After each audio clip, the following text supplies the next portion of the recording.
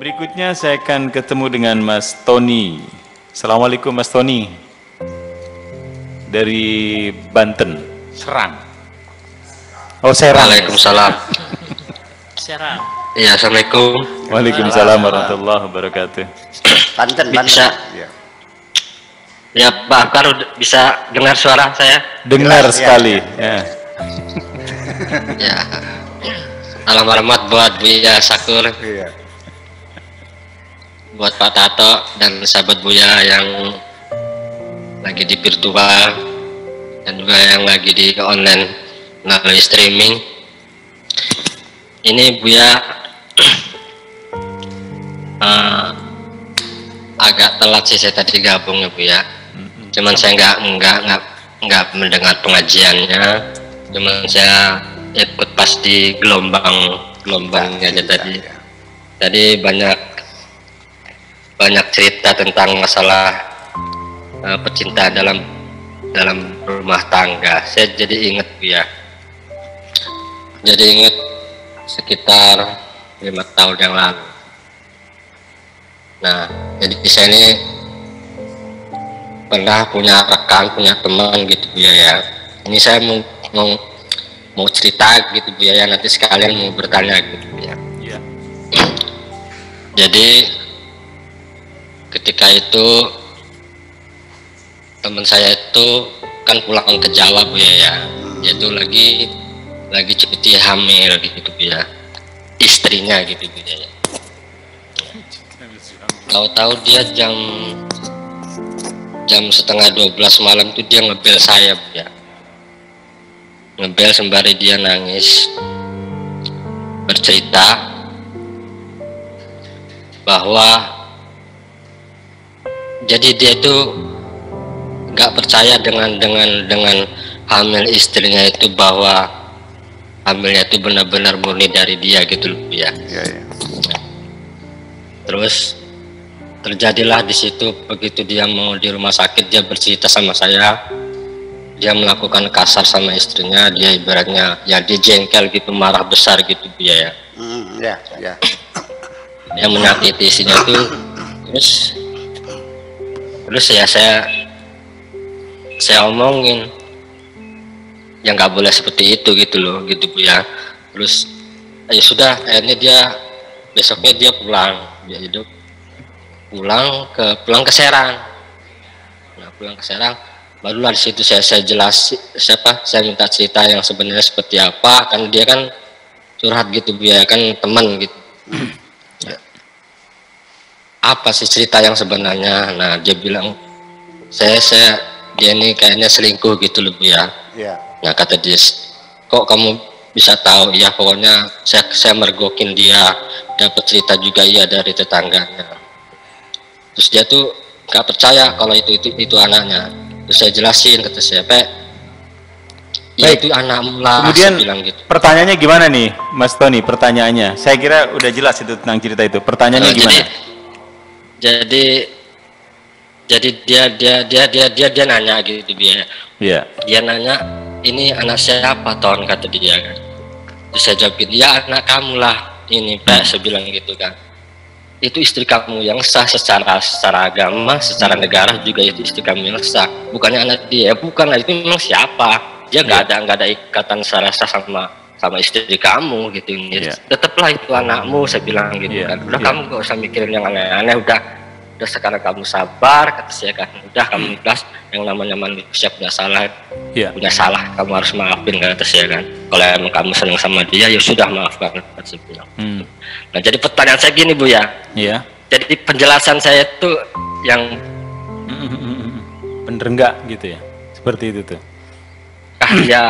ya pernikahan dia tuh masih sah atau tidak gitu Bu ya. Apakah omongan saya ini menurut Bu ya bagaimana? Saya mengatakan bahwa itu tetap anakmu karena kamu yang memang dia istri kamu yang sah secara agama dan secara negara gitu kan gitu. Bukan anak yang selingkuhan itu, saya bilang gitu kan. Ya itu tetap istri Bu, sudah kamu harus sabar, jalanin, gak usah. Dia kan sempat mau pisah gitu Bu ya kan, saya bilang jangan, kata saya.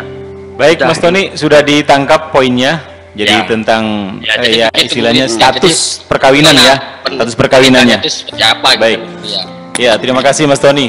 Buya, bagaimana Yuk. ketika kita kemudian mendapatkan situasi semacam itu?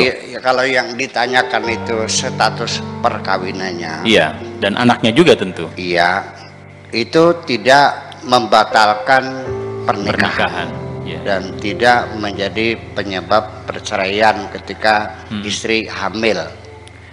Tapi Datang dari Saudi, suaminya mencurigai itu pulang ada sudah selingkuh. hamil. Hmm. Itu satu-satunya, ya, tidak menjadi penyebab cerai. Jatuh cerai. Adapun status anaknya dalam ketentuan hukum fikih yang ada di dalam kitab-kitab kuning itu,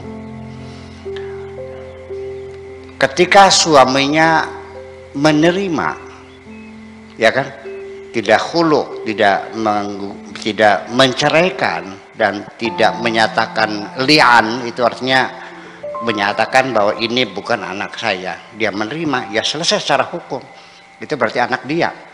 Iya. Dan warisannya ya dapat. Hmm. Kalau anak perempuan ya bisa jadi wali, itu hukum.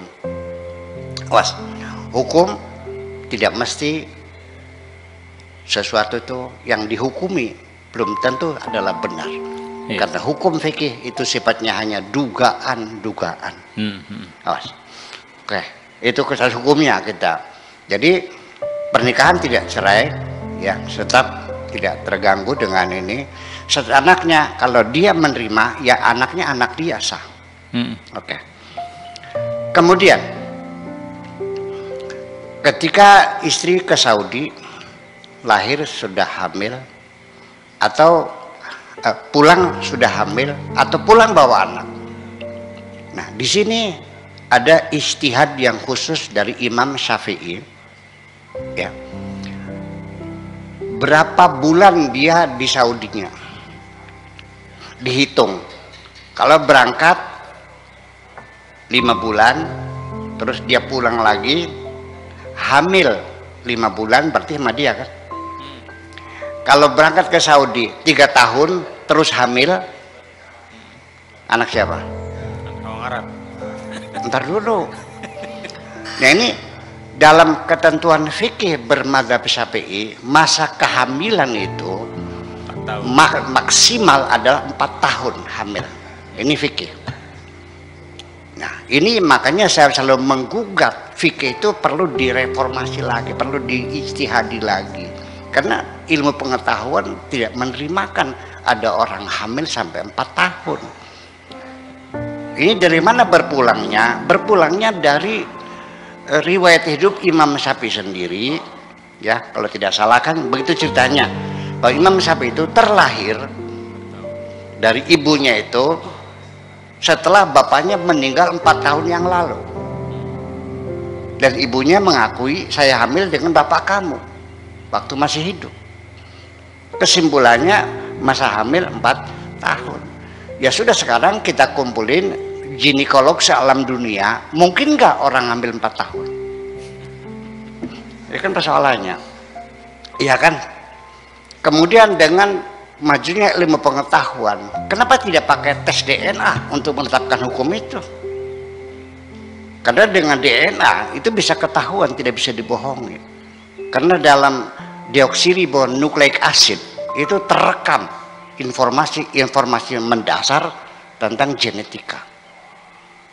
Ya, tidak bisa dibohongi. Jadi artinya Kiswinar itu ya anaknya Maria Teguh, setelah dites betul. Dan itu tidak bisa dibohongi. Kenapa kita tidak menggunakan tes DNA sebagai penetapan hukum? Jangan menggunakan kitab kuning sebagai landasan hukum. Itu permintaan saya, persoalannya. Jadi depend on, sekarang tergantung kepada sang suami. Saya manusiawi aja. Kalau suami tidak menggugat, tutup mulut, diam, ya sudah. Berarti anak dia. Anaknya menjadi anak sah, dapat warisan, dan bapaknya bisa menjadi wali. Tetapi dia juga punya hak untuk melakukan hulu atau li'an, artinya penolakan. Ini bukan anak saya, baru diceraikan. Saya kira itu tergantung pada dia. Saya tidak akan menganjurkan mana yang terbaik, itu tergantung pada yang bersangkutan. Terima kasih.